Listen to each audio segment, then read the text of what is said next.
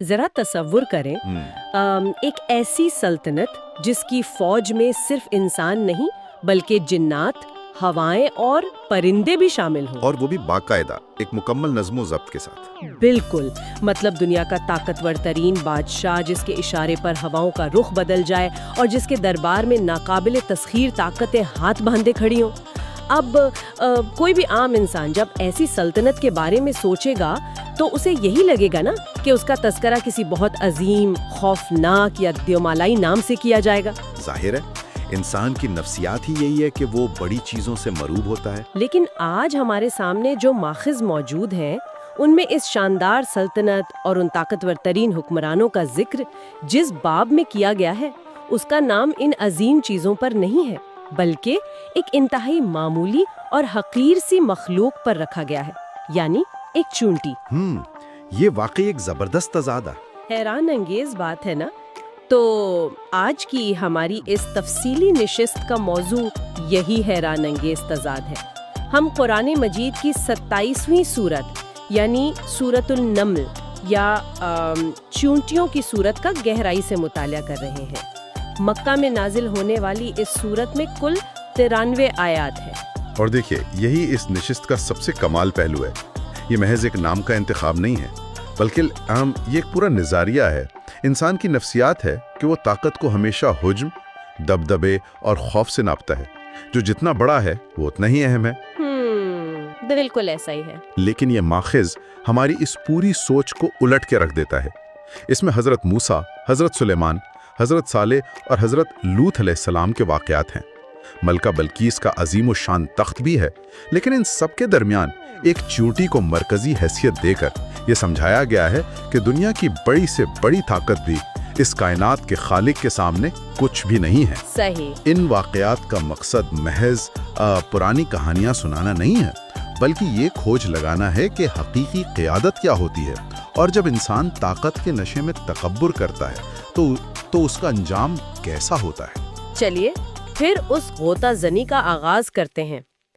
कहानियों और तारीखी वाक़यात की तरफ बढ़ने से पहले इन नोट्स में एक बहुत दिलचस्प बात है कि हमें इस अदसे को समझना होगा जिसके जरिए ये किताब दुनिया को दिखाती है। आगाज में ही तौस का जिक्र आता है। मैं पढ़ रही थी कि इन्हें हुरूफ मुक़त्ताआत कहते हैं। जी हाँ। लेकिन एक आम सुनने वाले के जहन में ये सवाल जरूर आएगा कि इन हुरूफ का मकसद क्या है। अगर किताब रहनुमाई के लिए है तो शुरुआत में ही ऐसा राज क्यों? ये बहुत अहम सवाल है। हुरूफ मुक़त्ताआत जैसे तो, सा या अलम दरअसल इंसानी अक्ल को मुतवज्जा करने का एक बहुत नफीस तरीका है। ये इस बात का ऐलान है कि ये कलाम उन्हीं आम हुरूफ से मिलकर बना है जो इंसान रोजमर्रा गुफ्तगू में इस्तेमाल करता है। लेकिन उसके बावजूद कोई इंसान ऐसा कलाम नहीं बना सकता। ये इंसान की तवज्जो को पूरी तरह अपनी गिरफ्त में ले लेते हैं, और इसके फौरन बाद कुरान को मुबीन कहा गया है। मुबीन का मतलब जो हर चीज को वाज़े कर दे। बिल्कुल, जो हर चीज को रोशन कर दे, जो हक और बातिल के दरमियान एक वाज़े लकीर खींच दे। यानी एक तरफ राज है जो अक्ल को झंझोड़ता है, और दूसरी तरफ मुकम्मल शिफाफियत है जो रास्ता दिखाती है। और ये रास्ता किन लोगों के लिए है? माखज़ बताता है कि ये उन ईमान वालों के लिए हिदायत है जो नमाज कायम करते हैं, ज़कात देते हैं और आखिरत पर पुख्ता यकीन रखते हैं। अब यहाँ एक और जाविया सामने आता है। जी बताइए। आज के दौर में हम नफ्सियात में पढ़ते हैं कि इंसान के अंदर एक फिक्री कजी या जहनी धोखा होता है जिसे कॉग्निटिव बायस कहते हैं। जब वो तवील मुद्दती नताइज को नहीं देखता तो उसे शॉर्टकट से कमाया गया फ़ायदा या पैसा ही सब कुछ लगने लगता है। नोट्स में वाज़े लिखा है कि जो लोग आखिरत पर यकीन नहीं रखते उनके बुरे आमाल उन्हें अच्छे लगने लगते हैं। ये तो बिल्कुल इंसानी नफ्सियात की जड़ को पकड़ने वाली बात है। इसे अगर हम मजीद गहराई में जाकर देखें तो आखिरत का तसव्वुर सिर्फ एक मजहबी अकीदा नहीं है, बल्कि ये इंसानी रवैये, माशरती इखलाकियात और ताकत के इस्तेमाल को कंट्रोल करने का सबसे बड़ा और मुअस्सर निज़ाम है। कैसे? देखें, जब किसी भी इंसान को, चाहे वो बादशाह हो या फकीर, ये यकीन हो कि उसे अपने हर छोटे बड़े अमल का हिसाब देना है, तो वो ताकत के नशे में बेलगाम नहीं हो सकता। लेकिन जब ये एहतसाब का खौफ खत्म हो जाए तो वो अपनी मनमानी करने लगता है। बिल्कुल, तो इंसान अपने ही बने हुए फरेब में मुब्तला हो जाता है। उसे अपनी करप्शन, अपनी चालाकियां और अपना जुल्म सब एक स्मार्ट और अक्लमंदाना हिकमत अमली लगने लगते हैं। वो समझता है कि वो बहुत कामयाबी से सबको बेवकूफ बना रहा है, जबकि हकीकत में वो खुद एक बहुत गहरे धोखे का शिकार होता है। ये बात वाकई सोचने पर मजबूर करती है। और जब हम ताकत और उसके अंजाम की बात कर रहे हैं, तो ये नशस्त हमें एक बहुत ही शानदार तकाबुल की तरफ ले जाती है। एक तरफ सच्चे रहनुमा है और दूसरे तरफ मगरूर हुक्मरान। पहला बड़ा वाकया जो हमारे सामने आता है वो वादी तुआ का है।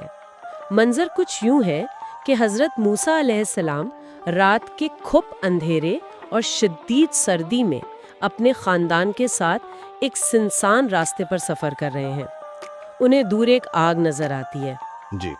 वो अपने घर वालों को वहीं महफूज जगह पर रोककर उनके लिए आग लेने की गर्ज से अकेले उस तरफ जाते हैं। ये एक बहुत छोटी सी तफसील है, लेकिन हाँ, क्या ये एक बेहतरीन और हमदर्द लीडर की निशानी नहीं है? बिल्कुल, और यहीं से क़ियादत का पहला सबक मिलता है। एक सच्चा रहनुमा हमेशा अपने लोगों की ज़रूरत और उनकी तकलीफ का ख्याल रखता है और ख़तरे का सामना करने के लिए खुद आगे बढ़ता है। लेकिन जब हज़रत मूसा अलैहिस्सलाम उस आग के पास पहुंचते हैं तो वहां उन्हें एक बिल्कुल ही मुख्तलिफ हकीकत का सामना होता है। वो आग नहीं होती। जी हाँ, वो आग नहीं होती, बल्कि वहां उन्हें अल्लाह की आवाज़ सुनाई देती है। उन्हें नबूवत अता की जाती है और साथ ही 2 मौजज़ात दिए जाते हैं।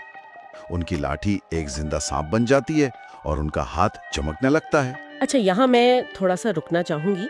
माखिज में एक बहुत ही हैरानकुन बात लिखी है कि जब वो लाठी सांप बनी तो हजरत मूसा अलैहिस्सलाम इस कदर खौफजदा हुए कि पीठ फेर कर भागे और मुड़कर भी नहीं देखा।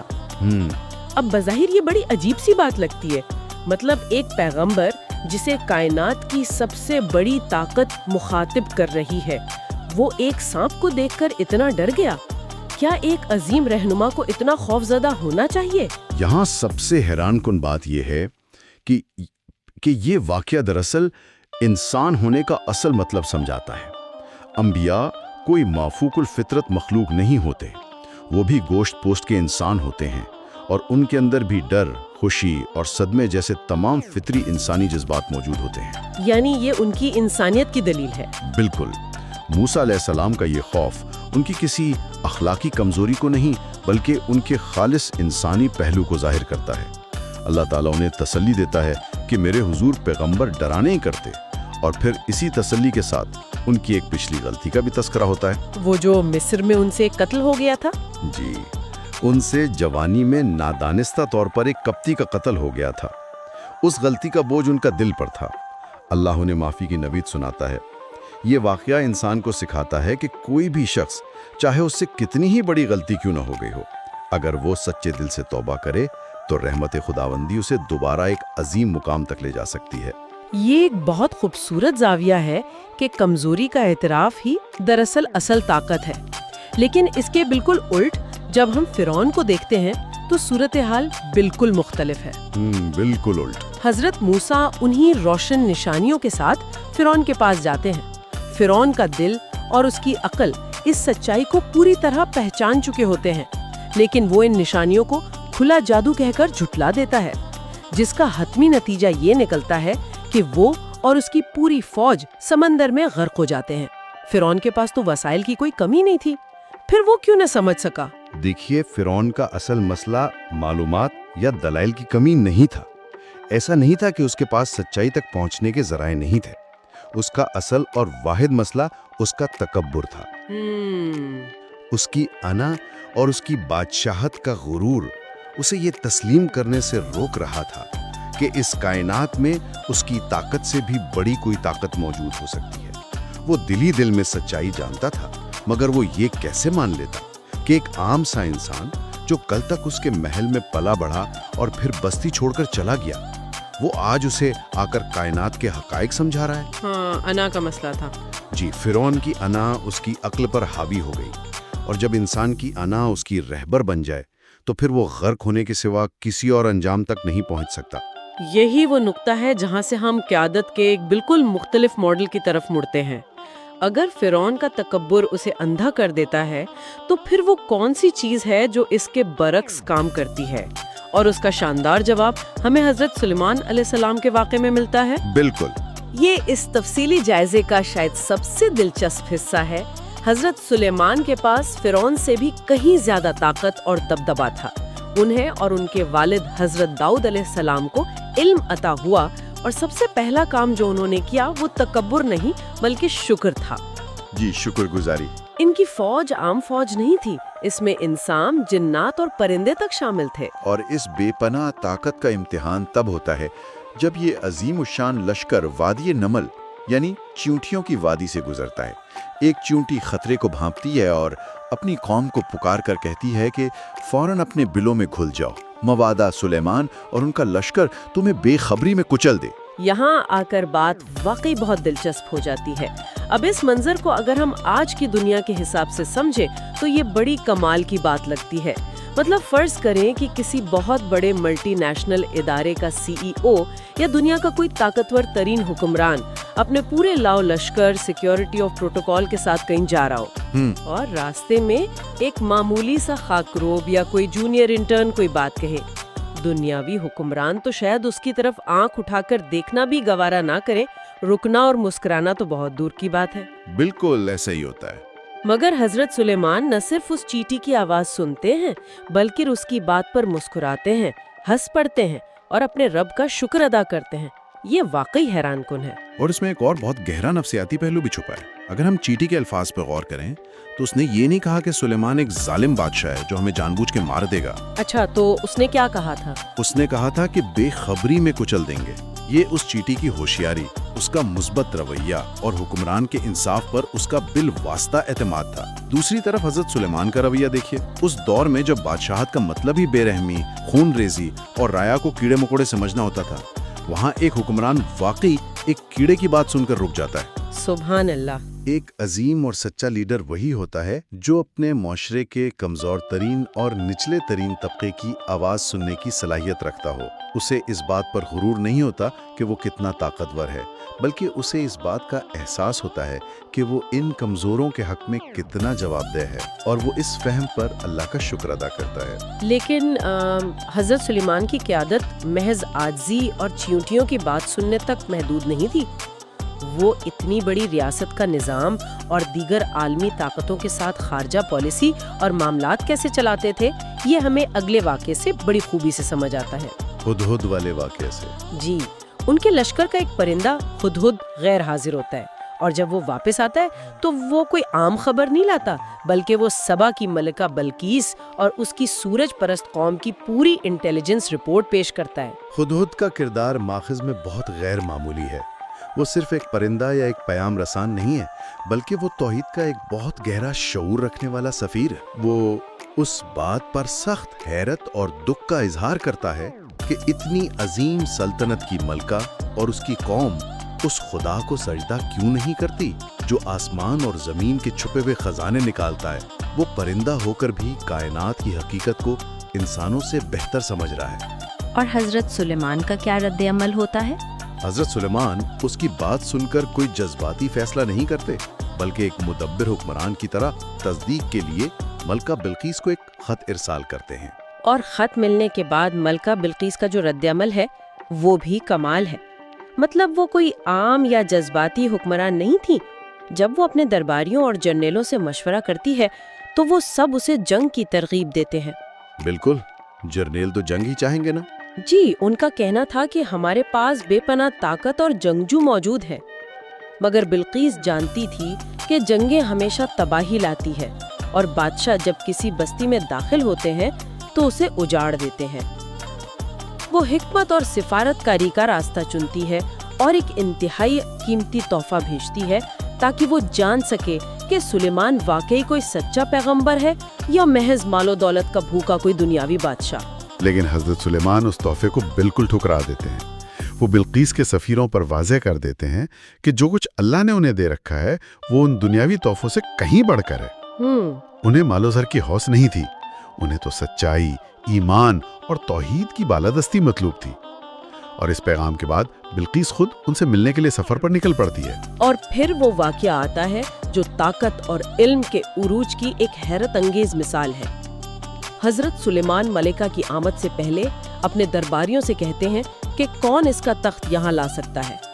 ایک طاقتور جن پیشکش کرتا ہے کہ دربار برخاست ہونے سے پہلے وہ اسے لے آئے گا۔ جی، مگر پھر ایک ایسا انسان جس کے پاس کتاب کا علم تھا، وہ کہتا ہے کہ میں آپ کی پلک جھپکنے سے بھی پہلے اس تخت کو حاضر کر دوں گا، اور واقعی وہ عظیم الشان تخت اسی لمحے وہاں موجود ہوتا ہے۔ یہ کوئی معمولی بات نہیں ہے، بالکل بھی نہیں۔ لیکن یہاں بھی حضرت سلیمان کا رد عمل ان کی عظمت کو ظاہر کرتا ہے۔ وہ اپنی طاقت، اپنے علم یا اپنی فوج کا کمال ماننے کے بجائے فوراً کہتے ہیں ھذا من فضل ربی، یعنی یہ میرے رب کا فضل ہے۔ وہ ایک لمحے کے لیے بھی تکبر کو اپنے قریب نہیں پھٹکنے دیتے۔ اور جب بلقیس وہاں پہنچتی ہے اور اس کا اپنا تخت تھوڑی سی تبدیلیوں کے ساتھ اس کے سامنے پیش کیا جاتا ہے تو وہ بھی اپنی عقل مندی کا ثبوت دیتی ہے اور اسے پہچان لیتی ہے۔ لیکن اس کے بعد جو واقعہ پیش آتا ہے وہ اس پوری صورت کا اور شاید اس تفصیلی مطالعے کا سب سے گہرا نفسیاتی اور روحانی نقطہ ہے۔ شیشے کا فرش؟ جی بالکل، شیشے کے محل کا فرش۔ جب بلقیس اس محل میں داخل ہونے لگتی ہے تو وہ اس شفاف فرش کو گہرا پانی سمجھ لیتی ہے اور پانی سے بچنے کے لیے اپنے کپڑے اوپر اٹھا لیتی ہے۔ تب حضرت سلیمان اسے بتاتے ہیں کہ یہ پانی نہیں بلکہ صرف شیشے سے منڈا ہوا ایک صحن ہے، اور یہ سنتے ہی بلقیس اللہ کے حضور اپنی انا کو ختم کر کے سر جھکا لیتی ہے۔ تو ان سب کا اصل مطلب کیا ہے؟ یہ کوئی محض تعمیراتی کمال دکھانے کا مقابلہ تو نہیں تھا نا؟ اس ایک شیشے کے فرش نے ایسا کیا ثابت کر دیا کہ ایک سورج کو پوجنے والی اتنی بڑی سلطنت کی ملکہ سب کچھ چھوڑ کر سچائی کو تسلیم کر لیتی ہے؟ اگر ہم اسے ایک بڑے تناظر میں دیکھیں تو یہ ایک بہت ہی طاقتور استعارہ ہے۔ ذرا بلقیس کے پس منظر کو دیکھیں۔ وہ ایک عظیم شان سلطنت کی ملکہ تھی، مال و دولت، محلوں اور دنیاوی چمک دمک کی عادی تھی۔ اس کی نظر میں مادی دنیا اور سورج جیسی نظر آنے والی طاقتیں ہی سب کچھ تھیں۔ صحیح۔ لیکن سلیمان علیہ السلام کے شیشے کے فرش نے اس کے اس دنیاوی دھوکے کو ایک لمحے میں توڑ دیا۔ اس فرش نے اسے یہ محسوس کروایا کہ جس چیز کو وہ بہت گہرا اور حقیقی پانی سمجھ رہی تھی وہ دراصل محض ایک شفاف شیشہ تھا۔ ارے واہ، کیا کمال بات ہے! یہ اس بات کی نشانی تھی کہ دنیاوی طاقت اور شرک کا جو نظام اسے بہت مضبوط، چمکدار اور حقیقی لگتا تھا، وہ اندر سے کتنا کھوکھلا اور دھوکہ دینے والا تھا۔ بلکہ اس کو ایک دم یہ احساس ہوا کہ انسان کی آنکھ اور انسان کی عقل اسے کتنا بڑا دھوکہ دے سکتی ہے۔ یہ واقعہ ہمیں سکھاتا ہے کہ جب سچائی پوری شفافیت کے ساتھ انسان کے سامنے آ جائے تو پھر انسان چاہے کتنا ہی طاقتور اور بڑا بادشاہ کیوں نہ ہو، اسے اپنی ہٹ دھرمی چھوڑ کر سچائی کے سامنے جھک جانا چاہیے۔ یہ تشریح واقعی انسان کے ذہن کے دریچے کھول دیتی ہے۔ بلقیس نے تو اپنی حکمت، فراست اور عاجزی سے سچائی کو مان لیا اور خود کو اور اپنی قوم کو تباہی سے بچا لیا، لیکن ماخذ ہمیں بتاتا ہے کہ تاریخ میں ہمیشہ ایسا نہیں ہوا۔ اپناتی ہیں تو پھر ان کے ساتھ کیا ہوتا ہے؟ اسی لیے آگے چل کر قوم سمود اور حضرت صالح علیہ السلام کا واقعہ بیان کیا گیا ہے۔ اس قوم کا رویہ بالکل مختلف تھا۔ وہ سچائی سن کر دو گروہوں میں بٹ گئے۔ جی ہاں، اور پھر انتہا تو یہ ہوئی کہ ان میں سے 9 افراد نے رات کی تاریکی میں یہ سازش تیار کی کہ حضرت صالح اور ان کے گھر والوں کو اچانک حملہ کر کے قتل کر دیا جائے، اور بعد میں سب کے سامنے قسمیں کھا لیں گے کہ ہمیں تو کچھ معلوم ہی نہیں۔ اور یہی وہ مقام ہے جہاں تکبر، بزدلی اور جرم آپس میں مل جاتے ہیں۔ حقائق کو تسلیم کرنے کے بجائے وہ سچ بولنے والے کو ہی راستے سے ہٹانے کی منصوبہ بندی کرتے ہیں۔ وہ سمجھتے تھے کہ رات کے اندھیرے میں ان کی سازش کو کوئی نہیں دیکھ رہا، مگر اللہ ان کی اس سازش کو ان پر ہی الٹا دیتا ہے، اور آج ان کے خالی اور تباہ شدہ گھر اس بات کا منہ بولتا ثبوت ہے کہ طاقت کا غرور کسی کو خدا کی پکڑ سے نہیں بچا سکتا۔ قوم سمود کے اس سازش سے بھی زیادہ ایک خوفناک صورتحال ہمیں قوم لوط کے واقعے میں نظر آتی ہے۔ جب حضرت لوط علیہ السلام اپنی قوم کو سمجھاتے ہیں، ان کی اخلاقی گراوٹ پر انہیں ٹوکتے ہیں کہ تم یہ کھلی بے حیائی کیوں کرتے ہو، تو اس قوم کا جو جواب ہے، وہ سن کر انسان دنگ رہ جاتا ہے۔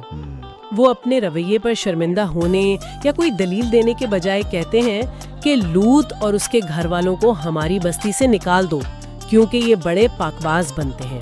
اب یہاں رک کر ذرا اس معاشرتی نفسیات پر غور کریں۔ بتائیے۔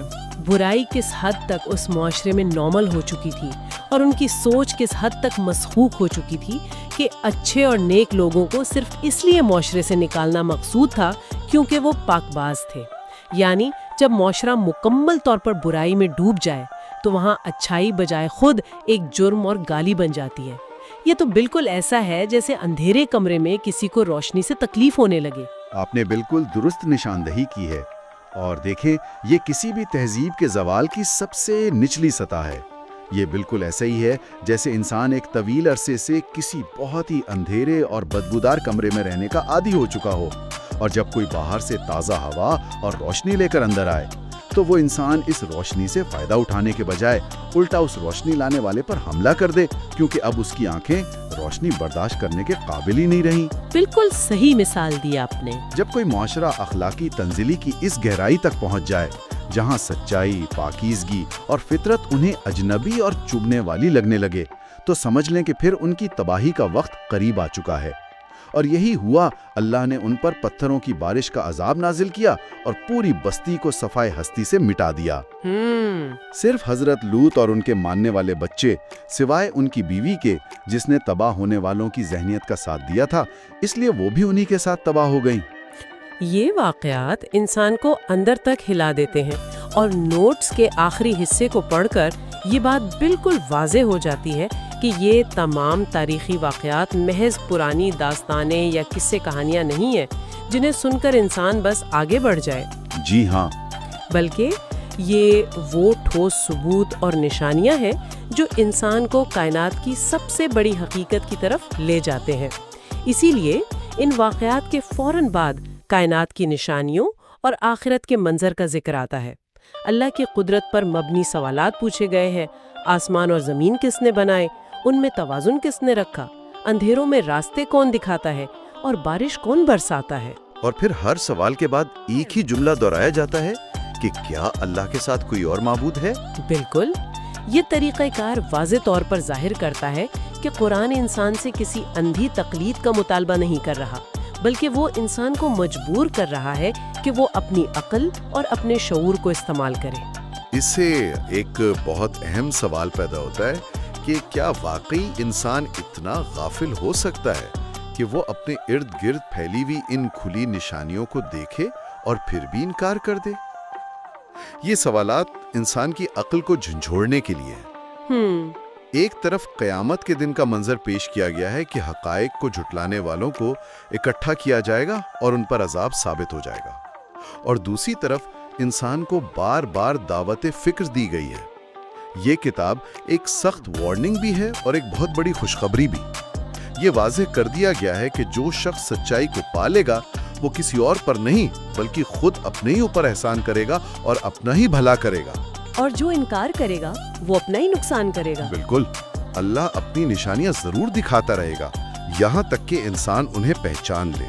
تو آج کے اس تفصیلی جائزے، اس گہرے مطالعے کو سمیٹتے ہوئے ہم یہ کہہ سکتے ہیں کہ ہم نے ایک چھوٹی سی چونٹی کی دور اندیشی اور اس کی فکر سے لے کر ملکہ بلقیس کے عظیم الشان تخت تک کا ایک طویل اور فکر انگیز سفر طے کیا ہے. جی. ہم نے تاریخی شواہد سے یہ واضح طور پر دیکھا کہ تکبر، ہٹ دھرمی اور طاقت کا نشہ انسان کو فرعون اور قوم سمود کی طرح بالکل اندھا کر دیتا ہے. اس کے برعکس عاجزی، شکر گزاری اور آخرت کا پختہ یقین انسان کو حضرت سلیمان علیہ السلام جیسا عظیم حکمران بناتا ہے. اور اس پورے مطالعے کا نچوڑ بھی یہی ہے کہ اصل کامیابی اور حقیقی طاقت مال و دولت یا سلطنتوں کے حجم میں نہیں ہے. اصل کامیابی اس فہم اور اس شعور میں ہے کہ یہ سب کچھ جو ہمیں نظر آ رہا ہے یہ انتہائی عارضی ہے اور انسان اپنے ہر عمل کے لیے ایک دن جوابدہ ضرور ہوگا. بالکل. اور اختتام پر ان تمام حقائق کو سامنے رکھتے ہوئے میں سننے والوں کے لیے ایک گہری سوچ چھوڑنا چاہوں گی. ذرا اس بات پر غور کیجئے، اگر ایک حقیر سمجھی جانے والی چونٹی آنے والے خطرے کا درست اندازہ لگا کر نہ صرف خود کو بلکہ اپنی پوری قوم کو تباہی سے بچا سکتی ہے، اور اگر ایک چھوٹا سا پرندہ ہدہد خدا کی توحید اور کائنات کے حقائق کو اتنی گہرائی سے سمجھ سکتا ہے کہ وہ ایک پوری سلطنت کی فکری خامیوں کو پہچان لے، تو یہ سب ہم انسانوں کے بارے میں کیا کہتا ہے؟ ہم انسان جو اس پوری کائنات میں سب سے زیادہ جدید عقل، سائنسی علوم اور شعور رکھنے کا دعویٰ کرتے ہوں، ہم اکثر اپنے سامنے موجود سب سے واضح اور روشن حقیقتوں کو ماننے سے کیوں انکاری ہو جاتے ہیں؟ کیا ہماری یہ نام نہاد ترقی، ہماری مادی طاقت اور ہمارا بے پناہ علم کہیں ہمارا سب سے بڑا تکبر تو نہیں بن گیا؟ آج کی اس تحقیقی نشست کو ہم اسی سوال پر ختم کرتے ہیں۔ سچائی کی تلاش کے اس سفر میں ہمارے ساتھ شامل ہونے کا بہت شکریہ۔